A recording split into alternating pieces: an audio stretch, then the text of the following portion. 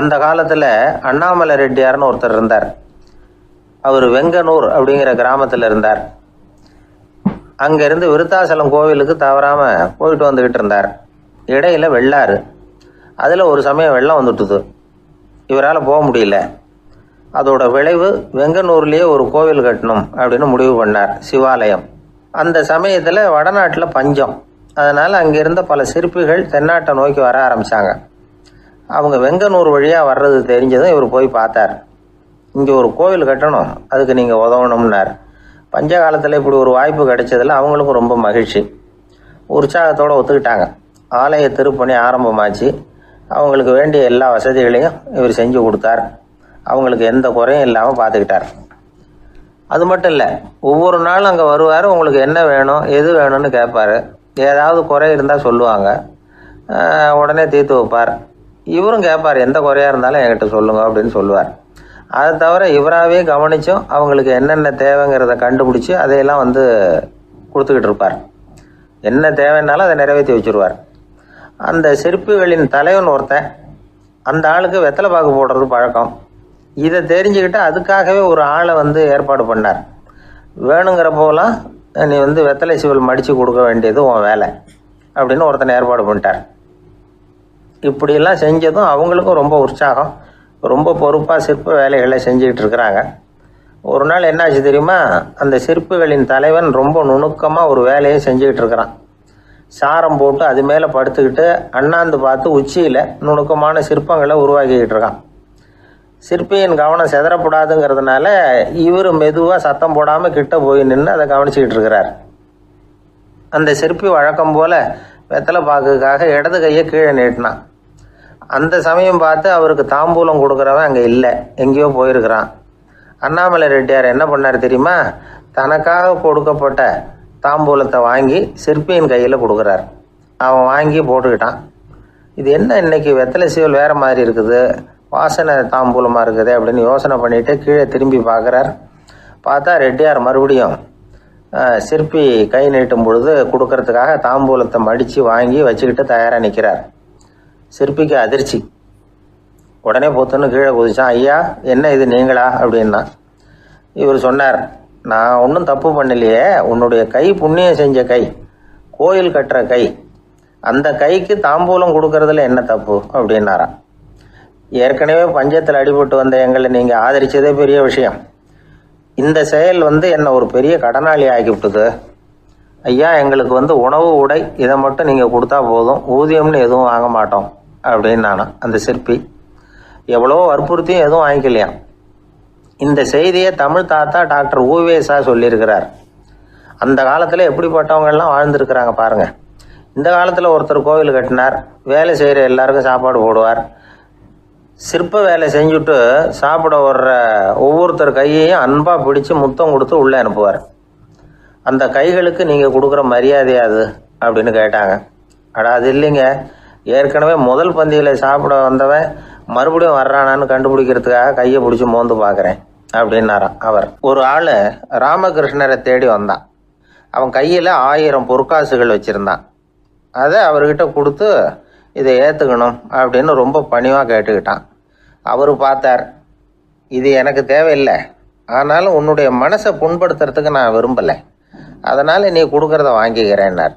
வாங்கிக்கிட்டார். அப்புறம் கேட்டார், இதை பாரு, இனிமேல் இதெல்லாம் என்னுடைய இது தானே அப்படின்னார். ஆமாம், அதையெல்லாம் நான் உங்களுக்கே கொடுத்துட்டேன்னா அவன். சரி, இப்போ நீ எனக்காக ஒரு காரியம் பண்ணணும்னார். என்ன செய்யணும்னு சொல்லுங்கன்னா, இந்த நாணயங்களையெல்லாம் எடுத்துக்கிட்டு போய் கங்கை நதியில் எரிஞ்சுட்டு வா அப்படின்னார். இவனுக்கு அதிர்ச்சியாக போச்சு. என்ன பண்ணுறது, இனிமேல் அது முடியாதுன்னு சொல்ல முடியாது. ஏன்னா அந்த நாணயங்களையெல்லாம் அவருக்கே கொடுத்துட்டான். இனிமேல் அதெல்லாம் இவனுடையது இல்லை. பேசாமல் அவ்வளோவே அள்ளிக்கிட்டு ஆத்தங்கரைக்கு போனான்.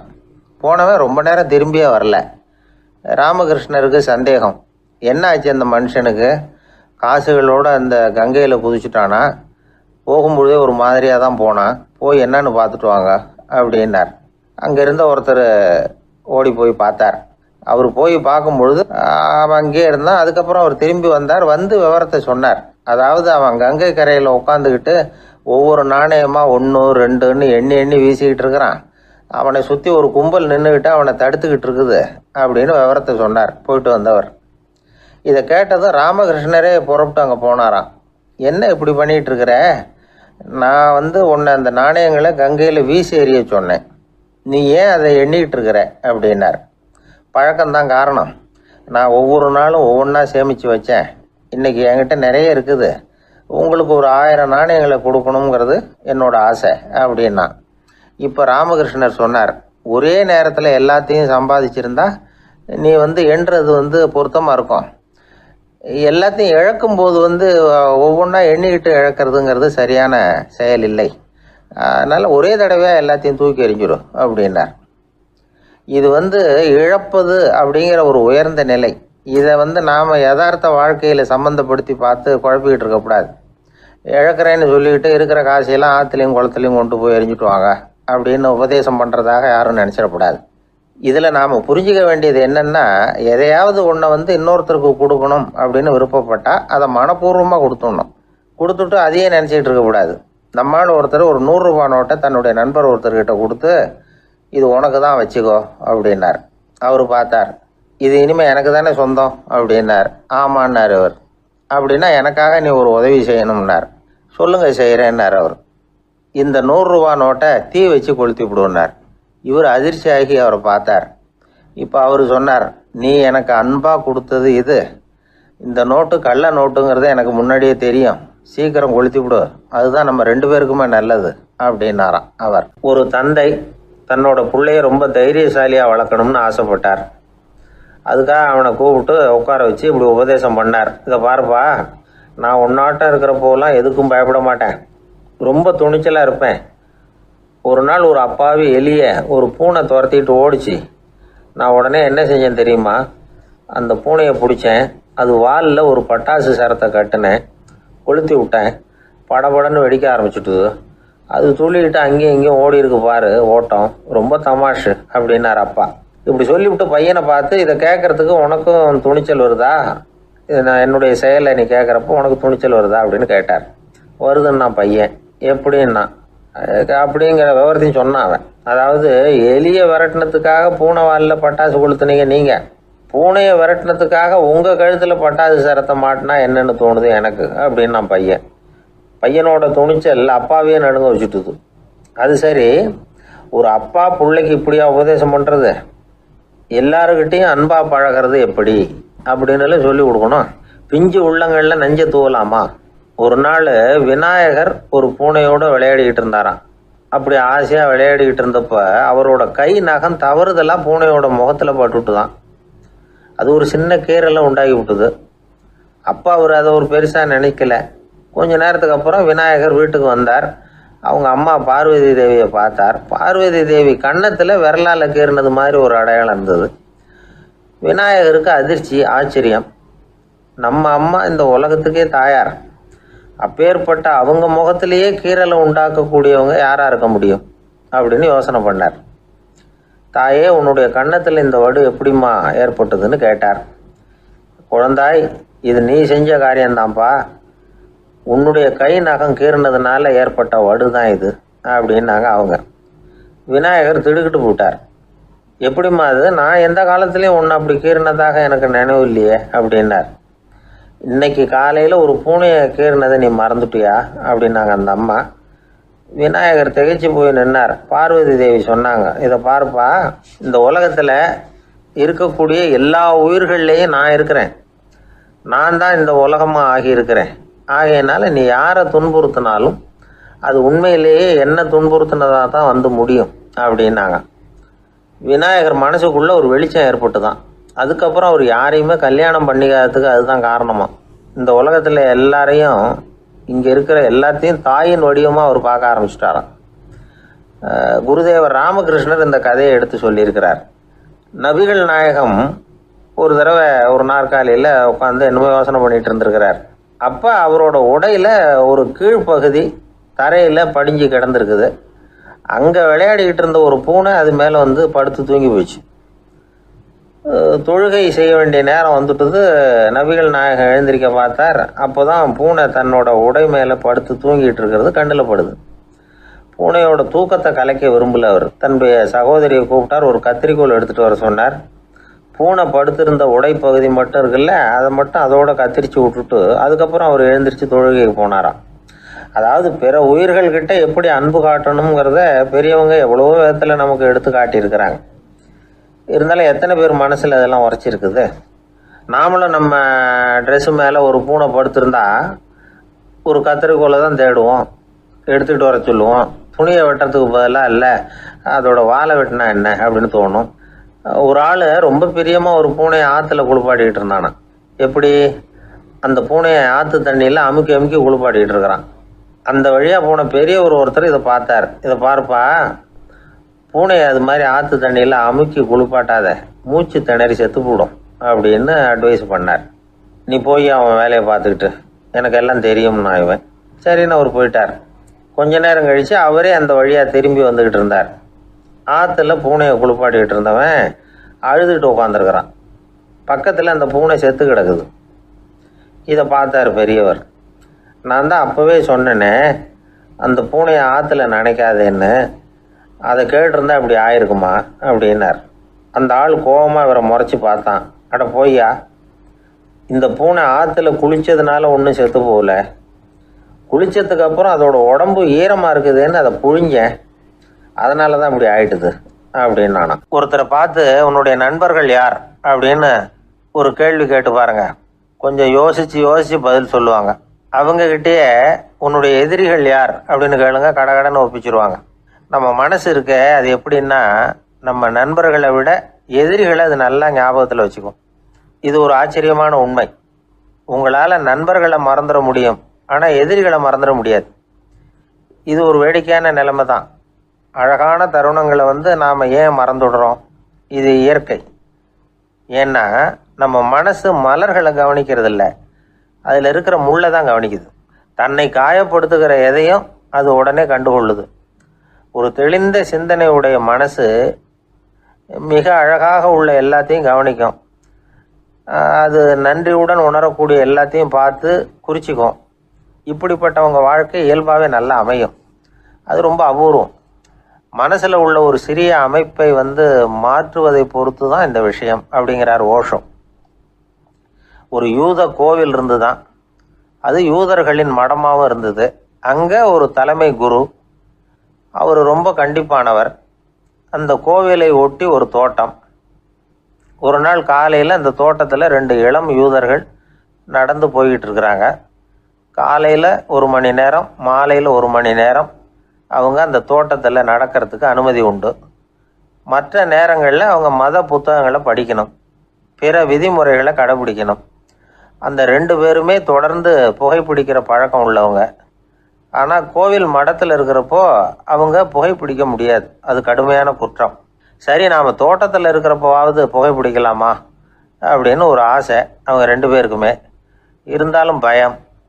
இப்படி கேட்டால் மதகுரு என்ன சொல்லுவாரோ அல்லது என்ன செய்வாரோங்கிற பயம். இப்படி கொஞ்ச நாள் ஆச்சு. ஒரு நாள் இந்த 2 பேரில் ஒருத்தன் ரொம்ப கலங்கி போய் அந்த கோவிலிருந்து வெளியில் வந்துக்கிட்டு இருந்தான். வந்தவன் நேராக தோட்டத்து பக்கம் போனான். அங்கே இன்னொருத்தன் ஆனந்தமாக புகை பிடிச்சிக்கிட்டு இருக்கிறான். அதை பார்த்து தான் இவனுக்கு அதிர்ச்சி. அட கடவுளே, என்ன இது, நீ கேட்காமலே ஆரம்பிச்சிட்டியா அப்படின்னா. இல்லை நான் கேட்டுவிட்டு தான் ஆரம்பிச்சிருக்கேன்னா அவன். அப்படியா, என்ன மனுஷன் இவர், நானும் தான் கேட்டேன், என்னை கண்ணாமுன்னான்னு திட்டிவிட்டார். இது என்ன கோவிலா இல்லை நரகமா? உனக்கு புகை பிடிக்கணும்னு ஆசையாக இருந்தால் நரகத்துக்கு போகணும்னு சொல்லிவிட்டார். அது சரி, உன்னை மட்டும் எப்படி அனுமதிச்சார் அப்படின்னு கேட்டான் இவன். அவன் சிரிச்சுக்கிட்டே, நீ எப்படி கேட்ட சொல்லு அப்படின்னா. நாம் இந்த தோட்டத்துக்கு வர அனுமதிக்கப்பட்டிருக்கிறதே ஜபத்துக்காகத்தானே, அதனால் நான் ஜபம் சொல்லும் பொழுது புகை பிடிக்கலாமா அப்படின்னு கேட்டேன். அதுக்கு தான் அவர் சத்தம் போட்டு என்னை அடிக்கவே வந்துட்டார் அப்படின்னா இவன். நீ ஒரு மாதிரியாக கேட்டிருக்க, நான் வேறு மாதிரியாக கேட்டிருக்கிறேன். ஜெபம் சொல்லும்போது புகை பிடிக்கலாமான்னு நீ கேட்டிருக்க. ஐயா, புகை பிடிக்கும் பொழுது ஜபிக்கலாமா அப்படின்னு நான் கேட்டேன். அதில் தப்பு ஒன்றும் இல்லை அப்படின்னு பதில் சொல்லிட்டார் அப்படின்னா. ஒரு சிறிய மாற்றம்தான் அது மிகப்பெரிய மாறுதலை ஏற்படுத்தி விட்டது. மனசு நல்ல விதமாக சிந்திக்க ஆரம்பிச்சுட்டுதுன்னா மகிழ்ச்சிக்கு பஞ்சம் இல்லை. ஒரு கஞ்சன் ஆற்றுல விழுந்துட்டான். வெள்ளத்தில் தத்தளிச்சுக்கிட்டு இருக்கிறான். கரையில் நின்ன ஒருத்தர் உன் கையை கொண்டா இப்படி பிடிச்சி இழுத்து கரையில் சேர்த்து விடுறேன்னார். எதையும் கொடுத்து பழக்கம் இல்லாத அவன் கையையும் கொடுக்க மாட்டேன்னுட்டான். இவர் பார்த்தார். உன் கையை கொடுன்னு சொல்கிறதுக்கு பதிலாக நான் என் கையை கொடுக்குறேன் பிடிச்சிக்கோ அப்படின்னார். அவன் கப்புன்னு பிடிச்சிக்கிட்டான், இழுத்து கரையில் போட்டார். இந்த உலகத்தில் எத்தனை வகையான மனிதர்கள் இருக்கிறாங்க, ஒவ்வொரு மனிதனுமே ஒவ்வொரு வகை அப்படிங்கிறாங்க விஞ்ஞானிகள். மனிதர்களை 3 வகையாக பிரிக்கலாம் அப்படின்னு சொல்கிறாங்க மெய்ஞானிகள். இவங்களை பற்றிலாம் ஏற்கனவே நாம் பேசியிருக்கிறோம். இப்போ டாக்டர் எட்வர்டு பேட்ச் அப்படிங்கிற நிபுணர் என்ன சொல்கிறார் தெரியுமா? மனிதர்களை 7 வகையாக பிரிக்கலாம்ங்கிறார். மனிதர்களின் மனநிலை அடிப்படையில் அவங்கள 7 விதமாக வகைப்படுத்துகிறார் அவர். சரி, அது என்ன 7 வகை? முதல் வகை என்னன்னா பயந்த குணம் உள்ளவங்க. சார் ரொம்ப பயந்த சுபாவம், வீட்டில் கூட வாயே திறக்க மாட்டார், சாப்பிட போகிறப்ப மட்டும்தான் கொஞ்சம் வாயை திறப்பார், அப்புறம் மூடிக்குவார் அப்படின்னு சில பேரை பற்றி நாம் பேசிக்கிறது உண்டு. இவங்கள்லாம் இந்த வகை, அதாவது பயந்த குணம் உள்ளவர்கள் அப்படிங்கிற முதல் வகை. சரி, 2வது வகை என்னன்னா சஞ்சலப்படுகிறவர்கள், எதுக்கு எடுத்தாலும் கலக்கம் குழப்பம் இப்படியே காலம் தள்ளிட்டு இருப்பாங்க. பல பேர் பார்த்துருப்பீங்க. அவங்கெல்லாம் இந்த வகை.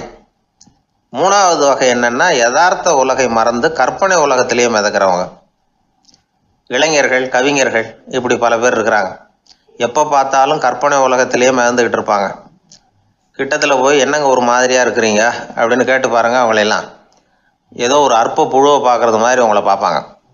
அதுவும் அந்த வானத்து நிலாவை பாருங்கள், அது என்னை வா வான்னு கூப்பிடுது, எனக்கு சீக்கிரத்தில் ஒரு நாள் சிறகுகள் முளைக்கும், சிறகடித்து வானத்தில் பறந்து போவேன், அந்த செல்ல நிலாவை கொஞ்சிவிட்டு வருவேன், இப்படிலாம் பேசிகிட்டு இருப்பாங்க.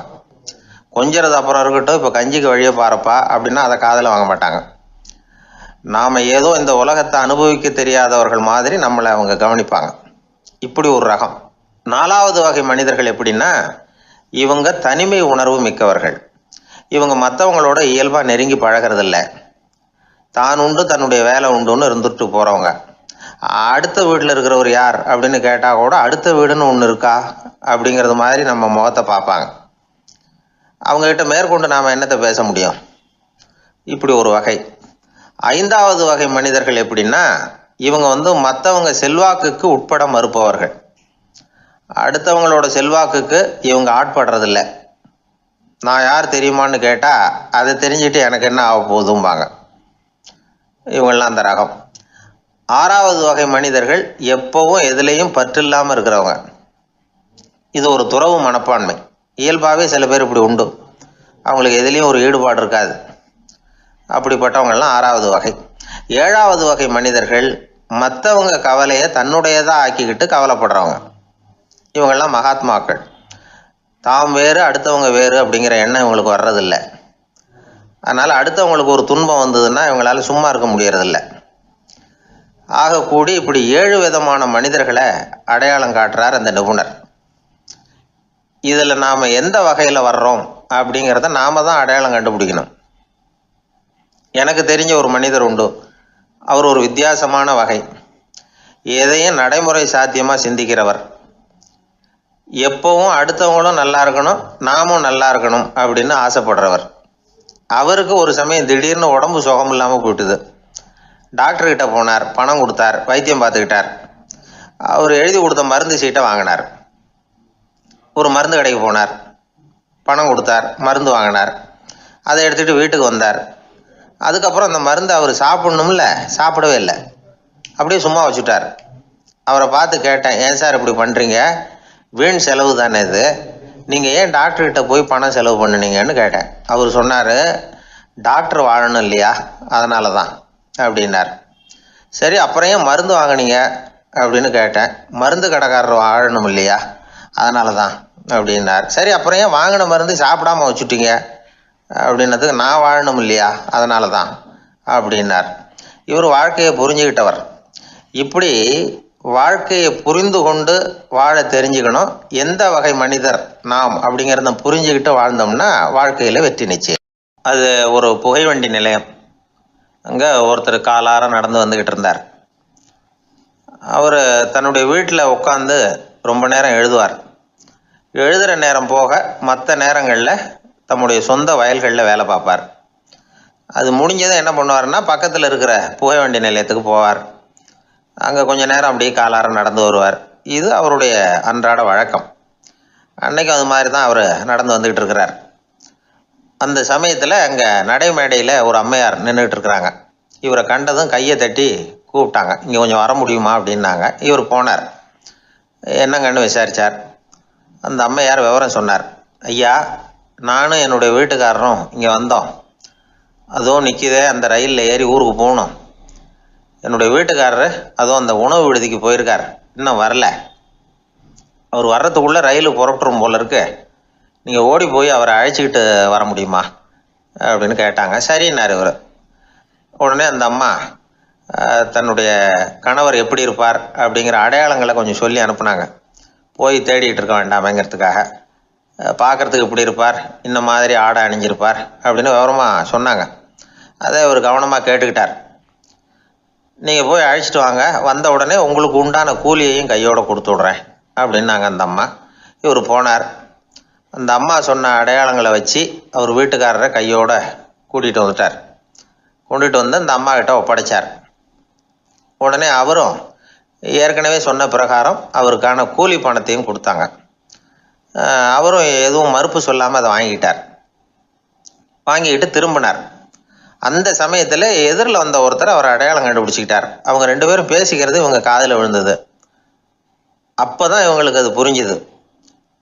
இவங்கக்கிட்ட கூலி வாங்கினவர் யாருன்னா அவர் தான் பேரறிஞர் லியோ டால்ஸ்டாய் அப்படிங்கிறது புரிஞ்சுது. அவங்க ரெண்டு பேரும் பேசிக்கிறத வச்சு ரஷ்ய நாட்டின் மிகப்பெரிய ஞானி லியோ டால்ஸ்டாய், சோவியத் நாட்டின் ஈடு இணையற்ற இலக்கிய மேதை. இது தெரிஞ்ச உடனே அந்த அம்மா அவர்கிட்ட ஓடினாங்க. ஐயா, உங்களுக்காக நான் கூலி கொடுத்தேன், நான் பெரிய தவறு பண்ணிவிட்டேன் அப்படின்னு சொல்லி வருத்தப்பட்டாங்க. பரவாயில்ல, ஆனால் நீங்கள் எனக்கு கொடுத்த கூலி பணத்தை நான் திருப்பி கொடுக்க மாட்டேன். ஏன் தெரியுமா, அது நான் உழைச்சி பெற்ற தொகை அப்படின்னார். யாருக்குமே அதிக மகிழ்ச்சியை தரக்கூடிய பணம் எதுன்னு கேட்டால் அது அவங்க உழைப்புக்கு ஊதியமாக கிடைக்கிற பணம் தான். நம்ம ஆட்கள் சில பேருக்கு உழைக்காமல் கிடைக்கிற தீய வழியில் வருகிற பணம் கூட மகிழ்ச்சியை கொடுக்கும். ஒரு பெரிய தொழிற்சாலை, அதோட முதலாளி கடுமையான ஒரு கட்டுப்பாடு விதிச்சிருந்தார். அது என்ன கட்டுப்பாடுன்னா, இந்த தொழிற்சாலைக்கு உள்ள யாரும் சிகரெட்டு பிடிக்கக்கூடாது அப்படிங்கிறது தான். ஒரு நாள் இந்த முதலாளி தன்னுடைய தொழிற்சாலையை சுற்றி பார்த்துக்கிட்டு வரார். அப்போ ஒரு இளைஞன் உள்ள சிகரெட்டு பிடிச்சிக்கிட்டு இருந்தான். அதை பார்த்து விடுறார். அவ்வளவுதான், அவருக்கு கோபம் வந்துட்டுது. உடனே உதவியாளரை கூப்பிட்டார். அதோ பாரு, அந்த சிகரெட்டு பிடிச்சிக்கிட்டு இருக்கிறானே, அவன் கணக்கை முடித்து வெளியில் அனுப்பி வச்சிரு அப்படின்னு உத்தரவு போட்டார். அது பிரகாரம் உடனே அவனை அழைச்சிட்டு போய் கணக்கு பார்த்து சம்பள பாக்கி அப்புறம் உதவித்தொகை எல்லாத்தையும் மொத்தமாக கையில் கொடுத்து வெளியில் அனுப்பி வச்சுட்டாங்க. அவன் பணத்தோடு வெளியில் வந்தான். ஏதோ யோசனை பண்ணபடியே நின்றுக்கிட்டு இருந்தான். அவன் என்னப்பா யோசிக்கிற அப்படின்னாரு எதிரில் வந்தவர். இவன் சொன்னான், ஒன்றும் இல்லை, என்னோட நண்பன் ஒருத்தனை பார்க்கறதுக்காக உள்ளே போனேன். பேர் என்னன்னு கேட்டுவிட்டு ஒரு 50,000 ரூபா பணத்தையும் கொடுத்து வெளியில் அனுப்பி வச்சுட்டாங்க. அதுதான் ஏன்னு புரியல, யோசனை பண்ணிகிட்டு இருக்கிறேன் அப்படின்னு ஆனாக்குவேன். அதனால் நாம் உழைச்சி சம்பாதிக்கிற பணம் தான் உயர்வு, சும்மா வர்ற பணம்லாம் மகிழ்ச்சியை தராது அப்படிங்கிறத புரிஞ்சுக்கணும். அப்பேற்பட்ட ஞானி ரஷ்ய மேதை அவர் பாருங்க, அந்த பணத்தை வாங்கின பணத்தை திருப்பி கொடுக்க மாட்டேன்னு விட்டார். ஏன்னா அது உழைத்து பெற்ற தொகை, அதை நான் கொடுக்க மாட்டேன்னார். அதனால் நமக்கு செல்வம் சேர்க்கறது பெருசு இல்லை, அந்த சேருகிற செல்வம் நமக்கு மகிழ்ச்சியை கொடுக்கணும். அதுக்கு என்ன வழின்னா, நாம் உழைத்து சம்பாதிக்கணும் அப்படிங்கிறத அதிலிருந்து புரிஞ்சிக்க வேண்டியது ரொம்ப அவசியம். அதனால் உழைப்போம் உயர்வோம், இதுதான் வெற்றியின் ரகசியம். ஒரு ஆள் அசையாமல் கிடக்கிறார், அவர் இருக்காரா போயிட்டாராங்கிறத எப்படி முடிவு பண்ணுறோம்? அவர் மூக்குக்கு முன்னாடி புறங்கையை வச்சு பார்க்குறோம், மூச்சு வருதா இல்லையா அப்படிங்கிறத கண்டுபிடிக்கிறதுக்காக. மூச்சுங்கிறது அவ்வளவு முக்கியமான ஒரு விஷயம். சுவாசம் இல்லைன்னா எதுவுமே இல்லை. நம்ம பூமி இருக்க, அது கூட சுவாசிக்குதுங்கிறத சோவியத் விஞ்ஞானிகள் கண்டுபிடிச்சிருக்கிறாங்க. பூமிக்கு மேலே இருக்கிற மண் அடுக்கில் காற்றில் உள்ள ஆக்சிஜன் ஆக்சிகரணம் அடையுது அப்படின்னு தான் இது வரைக்கும் எல்லாரும் நம்பிக்கிட்டு இருந்தாங்க. ஆனால் இப்போ என்ன கண்டுபிடிச்சிருக்கிறாங்கன்னா, அந்த ஆக்சிஜன் பூமிக்குள்ளே 1 கிலோமீட்டர் ஆழம் வரைக்கும் ஊடுருவி போகுதான். பூமிக்குள்ளே 2 பக்கமும் பல கிலோமீட்டர் வரைக்கும் பரவுதான். பூமிக்குள்ளே இருக்கிற நீர்நிலை அடுக்குகள் தான் நுரையீரல் செய்கிற வேலையை செய்யுதான். நம்ம உடம்புல நுரையீரல் இல்லைன்னா ஒன்றும் நடக்காது. ஒரு மரத்தை தலைகீழாக தொங்க போட்டால் எப்படி இருக்கும் அப்படி யோசிச்சு பாருங்கள். அப்படி தான் இதுவும் நுரையீரலும் அப்படி தான் இருக்கும். வலது பக்கம் ஒன்று, இடது பக்கம் ஒன்று. வலது பக்கம் நுரையீரல் கொஞ்சம் பெருசாக இருக்கும், நுட்பமான நரம்பு குழாய்கள் அதில் இருக்கும். கோடிக்கணக்கான நுண்ணிய குழாய்களை வச்சுக்கிட்டு தான் அது வேலை செய்யுது. 25 கோடி குழாய்கள் இருக்கும். அதை அப்படியே முழுசாக பிரித்து பரப்புனா ஒரு டென்னிஸ் கோர்ட்டில் பாதி பரப்பளவு இருக்குமா. நுரையீரல் நிறம் கருஞ்சிவப்பு தான். புகை அதிகமாக உள்ளே போச்சுன்னா அது கருப்பாயிடுது. காற்றுல உள்ள பிராணவாயுவை இது இழுத்து எடுத்துக்கிட்டு ரத்தத்தை சுத்தப்படுத்துகிற முக்கியமான வேலையை இது செய்யுது. அசுத்த காற்றை வெளியில் அனுப்பி வச்சுருது. ஒருத்தர் வேகமாக ஓடி வரார், அவருக்கு மூச்சு இறைக்கும். பயங்கரமாக எதையாவது பார்த்து விடுறார், உடனே மூர்ச்சி ஆகிடுவார். இது மாதிரி சமயங்களில் வேறு எந்த தூண்டுதலும் இல்லாமல் நுரையீரல் தானாகவே இயங்கும். இப்படி ஒரு அவசியம் ஏற்படுறப்போ இயக்கத்தை தூண்டி விடுற முக்கியமான இணைப்பு மூளைக்கு கீழே முதுகு எலும்புக்கு மேற்பகுதியில் இருக்குது. அது உடனே சுவாசத்துக்கு அவசர உதவியை கொடுக்குது. இப்போ ஒருத்தர் பேசாமல் உட்காந்துருக்கார். இந்த சமயத்தில் அவருக்கு 1 பங்கு காற்று தேவைப்படுதுன்னு வச்சுக்கோங்க. அவர் எழுந்திரிச்சு நடக்கும் பொழுது 1.5 மடங்கு தேவைப்படும். ஓடினார்னா 3 மடங்கு தேவைப்படும். படுத்துருக்கிறப்ப 1/2 மடங்கு தான் தேவைப்படும். இதுக்கு நிமிஷத்துக்கு 16 தடவை மூச்சு விட்டாகணும். இப்படி சாதாரணமாக உள்ளே இழுக்கிற காற்று கொஞ்சம்தான் இருந்தாலும் இது மாதிரி 8 மடங்கு காற்றை உள்ளே இழுத்து வச்சுக்கிற சாமர்த்தியம் நுரையீரலுக்கு இருக்குதான். தண்ணி, நுண்கிருமிகள், ரசாயன பொருள் இப்படி எது உள்ளே போனாலும் நுரையீரல் சமாளிச்சுக்கும். 30 வருஷமாக விடாத புகை பிடிக்கிறவர் தொடர்ந்து உள்ளே அனுப்பி வைக்கிற புகையை கூட சமாளிக்குதுன்னா பார்த்துங்களேன். உள்ளே போகிற புகை நுட்பமான சுவாச முடிச்சுகளை அழிச்சு விடுது. கறி புகை அது மேலே படிஞ்சு உபயோகம் இல்லாமல் பண்ணிவிடுது. ஆனாலும் தேவைக்கு அதிகமாக 8 மடங்கு கூடுதலாக சுவாச முடிச்சுகள் நம்ம உடம்புக்குள்ளே இருக்கிறதுனால சமாளிக்க முடியுது. சமாளிக்க முடியலன்னா சில சமயம் மூச்சு திணறும். அதை ஒரு எச்சரிக்கையாக எடுத்துக்கிட்டு புகை பிடிக்கிற பழக்கத்தை விட்டுடணும். அதுதான் நல்லது. ஆனால் அப்படி யார் விடுறது? இணை பிரியாத 2 நண்பர்கள் இருந்தாங்களாம். 2 பேரும் விடாமல் சிகரெட்டு குடிக்கிறவங்க. அதில் ஒருத்தன் செத்து போட்டான். இன்னொருத்தன் அதுக்கப்புறம் 2 சிகரெட்டாக குடிக்க ஆரம்பித்தானான். ஏன் இப்படி பண்ணுறேன்னு கேட்டிருக்காங்க. நான் ஒரு சிகரெட்டு தான் குடிக்கிறேன், செத்து போன என்னுடைய ஃப்ரெண்டு இருக்கானே செத்து போனவன், அவனுக்காக இன்னொரு சிகரெட்டு குடிக்கிறேன் அப்படின்னு நானா. இது ரொம்ப ஆபத்து, விட்டுடு அப்படின்னு சொல்லியிருக்காங்க. சரின்னு ஒத்துக்கிட்டான். ஆனால் அதுக்கப்புறமும் ஒரு சிகரெட் விதமாக குடிச்சிக்கிட்டே இருந்தான். சிகரெட்டு பழக்கத்தை நீ இன்னும் விடலையான்னு கேட்டாங்களாம். அந்த பழக்கத்தை நான் எப்போ விட்டுட்டேன், இப்போ நான் குடிக்கிறது என் ஃப்ரெண்டுக்காக அப்படின்னு நானா. இவங்கெல்லாம் எப்படி திருந்துறது? வாய் விட்டு சிரிச்சா நோய் விட்டு போகும் அப்படின்னு சொல்கிறது உண்டு. அது என்ன வெறும் அலங்காரத்துக்காக சொன்ன வார்த்தையா, இல்லை அர்த்தத்தோடு சொன்ன வார்த்தையா அப்படின்னு யோசிச்சா அதில் நிஜமாகவே அர்த்தம் இருக்குதுன்னு தான் தெரியுது. ஆதாரபூர்வமாக அதுக்கு சில நிரூபணங்களும் இருக்குது. நார்மன் கசின்ஸ் அப்படின்னு ஒருத்தர் இருந்தார். அவர் ஒரு அமெரிக்க பத்திரிகை ஆசிரியர். அவருக்கு ஏதோ ஒரு விதமான அழற்சி நோய், இன்ஃப்ளமேஷன் டிசீஸ். அது டாக்டர்கள்லாம் அதுக்கு என்ன விதமான வைத்தியமும் கிடையாது அப்படின்னு சொல்லி பல இதெல்லாம் பார்த்துட்டு கடைசியாக சொல்லிவிட்டாங்க அதுக்கு வைத்தியமே இல்லைன்ட்டாங்க. டாக்டர்கள் தான் சொல்லிவிட்டாங்களே, அதனால் இது இப்படியே இருந்துட்டு போகட்டும் அப்படின்னு விட்டுற வேண்டியது தானே. ஆனால் அவர் அப்படி நினைக்கல. உடனே அவர் என்ன பண்ணார்னா, ஆஸ்பத்திரி ரூமை காலி பண்ணார். ஹோட்டலில் போய் ஒரு ரூம் எடுத்துக்கிட்டார். அங்கே போனார். தினமும் அவருக்கு பிடிச்ச தமாஷான படங்களை எல்லாம் டிவியில் போட்டு பார்த்துக்கிட்டு இருந்தார். சிரிப்பு வரக்கூடிய புத்தகங்களை எல்லாம் படித்தார். கொஞ்ச நாள் ஆச்சு, அவருக்கு இருந்த தொந்தரவு குணமாக ஆரம்பிச்சிட்டுது. இதை கேள்விப்பட்ட உடனே பழைய டாக்டர்கள்லாம் ஓடி வந்தாங்க. ஓடி வந்து பார்க்குறாங்க. அவர் உடம்பை சோதனை பண்ணி பார்க்குறாங்க.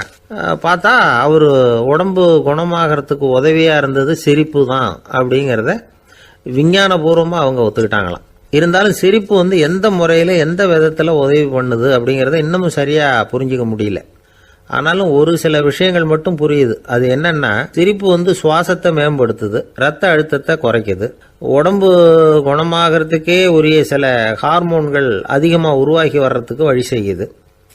இந்த அளவுக்கு தான் சிரிப்போட செயல்பாட்டை நாம் புரிஞ்சிக்க முடியுது. இருந்தாலும் இதை பற்றி கண்டுபிடிக்க வேண்டியது இன்னமும் ஏராளமாக இருக்குது. அதையெல்லாம் விவரமாக கண்டுபிடிக்கிற வரைக்கும் நாம் காத்துக்கிட்டு இருக்க வேண்டியதில்லை. இப்போவே தாராளமாக சிரிக்கலாம். அதில் என்னத்துக்கு சிக்கணும்? காசா பணமா? சிரிப்புன்னா ஹாஹான்னு சத்தம் போட்டு சிரிச்சாதான் உடம்புக்கு நல்லதுன்னு இல்லை. லேசான புன்னகை கூட உடம்புக்கு நல்லது செய்யுமா. லேசாக புன்னகை பூத்தா அந்த சமயத்தில் நாம் எப்படி ஆகுது, நம்ம உடம்பு பூரா அமைதி அடையுதான். இதையும் ஆதாரபூர்வமாக கண்டுபிடிச்சி தான் சொல்கிறாங்க. எப்போவாவது மனசு சங்கடமாக இருக்கிறப்போ கொஞ்சம் முயற்சி பண்ணி முகத்தில் புன்னகையை கொண்டுகிட்டு வந்து பாருங்கள். அதோட சுகம் வந்து உங்களுக்கு அனுபவித்து பார்த்தா தான் தெரியும். கண்ணும் உதடும் மலரும் பொழுது இருக்கிற ஆனந்தமே ஆனந்தம் அப்படிங்கிறாங்க அனுபவித்து பார்த்தவங்க. வாழ்க்கையில் நாம் தமாஷா இருக்கணும்னா அதுக்கு சில வழிகளையும் அவங்க சொல்லி வச்சிருக்கிறாங்க. முதல்ல நீங்கள் உற்சாகமாக இருக்கிறவங்க கூடவே அதிகமாக பழகணும், அவங்க கூடவே அதிக நேரம் இருக்கிறது மாதிரி பார்த்துக்கணும். அழுது வடிகிறவங்ககிட்டயே இருக்கக்கூடாது, அவங்கள அவாய்டு பண்ணுங்க, அவங்கள விட்டு விலகி வந்துடுங்க. உங்கள் முன்னாடி இருக்கிறவர் எப்பவும் மூஞ்சியை தொங்க போட்டுக்கிட்டே இருக்கிறவராக இருந்தால் கொஞ்ச நாளில் உங்கள் முகமும் அப்படியே ஆகிடுமா, ஜாக்கிரதையாக இருக்கணுமா. ரெண்டாவது, எடுத்ததுக்கெல்லாம் சீரியஸ் ஆகிடக்கூடாது, எதையும் நிதானமாக வந்து யோசிக்கணும். அடுத்தவங்க நம்மளை மதிக்கணுங்கிறதுக்காக நாம் பகட்டாக நடந்துக்கிறதுக்கு ஆசைப்படக்கூடாது. உங்களுக்கு பிடிச்ச தமாஷான வீடியோ படங்கள், புத்தகங்கள் இதையெல்லாம் லிஸ்ட்டு போட்டுக்கிட்டு முடிஞ்ச அளவுக்கு வாங்கி சேர்த்து வீட்டுக்குள்ளேயே ஒரு லைப்ரரி உண்டாக்கிக்கலாம். ஒரு பெரிய பிஸ்னஸ்மேன், ரொம்ப வெற்றிகரமாக பிஸ்னஸ் பண்ணுறவராம். அவர் எப்படின்னா அடிக்கடி ரயிலில் பிரயாணம் பண்ணுறப்போ நியூஸ் பேப்பரை வச்சுக்கிட்டு ரொம்ப சுவாரஸ்யமாக படிச்சுக்கிட்டே போகிறான். நியூஸ் பேப்பரில் அப்படி என்ன சுவாரஸ்யமான விஷயம் அப்படின்னு எட்டி பார்த்தா அதுக்குள்ளே ஒரு காமிக் புஸ்தகத்தை வச்சுக்கிட்டு படிச்சுக்கிட்டு இருப்பாராம். என்னங்க அப்படின்னு கேட்டால், என் மனசு லேசாக இருக்கிறதுக்கு இது ரொம்ப உதவியாக இருக்குது அப்படின்னு பாரான். அது ஒரு பக்கம் இருக்கட்டும். சிரிப்புன்னா எல்லா விதமான தமாஷும் உடம்புக்கு நல்லதுன்னு நினச்சிடக்கூடாதான். ஜேம்ஸ் கரோல் அப்படிங்கிற அமெரிக்க உளவியல் நிபுணர் என்ன சொல்கிறார் தெரியுமா? அடுத்தவங்களை குறை சொல்கிறது, கேலி பண்ணுறது, நையாண்டி பண்ணுறது, இது மாதிரியான நகைச்சுவையெல்லாம் நல்லது செய்கிறது இல்லைங்கிறார் அவர். அடுத்தவங்களை தொந்தரவு பண்ணாத ஜோக்குகள் தான் எப்பவும் நல்லது. யாராவது ஜோக்கு சொன்னால் தாராளமாக சிரிக்கணும். ஒருத்தர் வந்தார், இன்னொருத்தரை கூட அழைச்சிக்கிட்டு வந்து என்கிட்ட காட்டினார். அவர் தன்னுடைய முகத்தை ரொம்ப சீரியஸாக வச்சுக்கிட்டு இருந்தார். என்னங்க விஷயம் அப்படின்னு விசாரித்தோம். வந்தவர் எங்களை பார்த்து சொன்னார், சார், இவர் கூட ஒரு பெரிய ப்ராப்ளம்னார். என்னன்னு, ஏதாவது ஒரு ஜோக்கு சொன்னால் உடனே சத்தம் போட்டு சிரிக்க ஆரம்பிச்சுடுறார் சார் அப்படின்னார். ஜோக்கை கேட்டுவிட்டு சிரிக்க ஆரம்பித்தா அது ப்ராப்ளம் இல்லையே அப்படின்னு சொன்னோம். சிரிக்க ஆரம்பிக்கிறது ப்ராப்ளம் இல்லை சார், ஆனால் அப்படி ஆரம்பிக்கிற சிரிப்பை அதுக்கப்புறம் நிறுத்தவே மாட்டேங்கிறார். நாள் கணக்கில் அது பாட்டுக்கு போயிட்டு இருக்கு, அதுதான் ப்ராப்ளம் அப்படின்னார் அவர். ஒரு ஊரில் ஒரு மன்னர் இருந்தார். அவர் பக்கத்து தேசத்து மேலே படையெடுக்கணும்னு நினச்சிக்கிட்டு இருந்தார். அதையும் தன்னுடைய நாட்டோட சேர்த்துக்கணுங்கிற ஆசை. எப்போ படையெடுக்கலாம்னு யோசிச்சுக்கிட்டு இருந்தார். இப்படி யோசிச்சுக்கிட்டு இருந்த சமயத்தில் ஒரு பெரியவர் அவரை தேடிட்டு வந்தார். அவர் அடிக்கடி வருவார், அவர்கிட்ட பேசிக்கிட்டு இருப்பார். இப்போவும் அப்படி தான் வந்தார். என்ன மன்னா யோசனைன்னாரு. இவர் தன்னுடைய யோசனையை சொன்னார். இந்த சமயத்தில் மன்னருக்கு தாகம் எடுத்தது, தண்ணி குடிக்கணும் போல இருந்தது. உடனே அங்கே இருந்த ஒரு அரண்மனை பணியாளரை கூப்பிட்டார். போய் கொஞ்சம் தண்ணி கொண்டு வாப்பா அப்படின்னார். அந்த பணியாளர் போனார், ஒரு கோலையில் தண்ணி கொண்டு வந்தார். ராஜா கிட்ட நீட்டினார். ராஜா அதை வாங்கி குடிக்கிறதுக்காக வாய்கிட்ட கொண்டுட்டு போனார். அந்த நேரம் பார்த்து, மன்னா கொஞ்சம் பொறுங்கன்னார் இந்த பெரியவர்.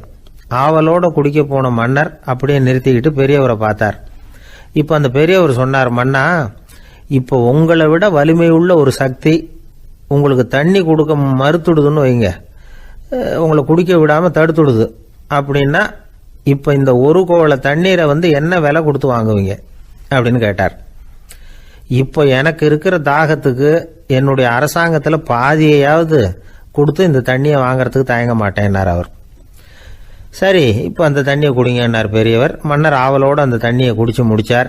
அதுக்கப்புறம் கொஞ்ச நேரம் தன்னுடைய படையெடுப்பை பற்றி சொல்லிக்கிட்டு இருந்தார்.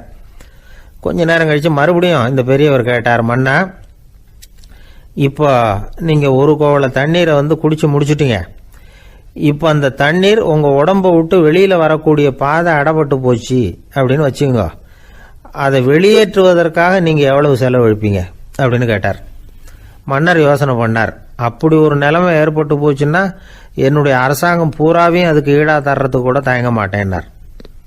இப்போ அந்த பெரியவர் சொன்னார், எந்த அரசாங்கத்தின் மதிப்பு ஒரு கோவள தண்ணீர் அளவுக்கு கூட இல்லையோ அந்த அரசாங்கத்தை அடையணுங்கிற பேராசையில் மனிதர்கள் தங்களுடைய சகோதரர்கள் கூடவே சண்டை போட்டுக்கிறாங்களே, அதில் ஏதாவது அர்த்தம் இருக்குதா அப்படின்னாராம். மன்னருக்கு இப்போதான் அர்த்தம் புரிஞ்சுதான். மனசில் தெளிவு உண்டாச்சு. தன் மனசுக்குள்ளே உண்டான வெறியை விரட்டி அடிச்சு விட்டார்.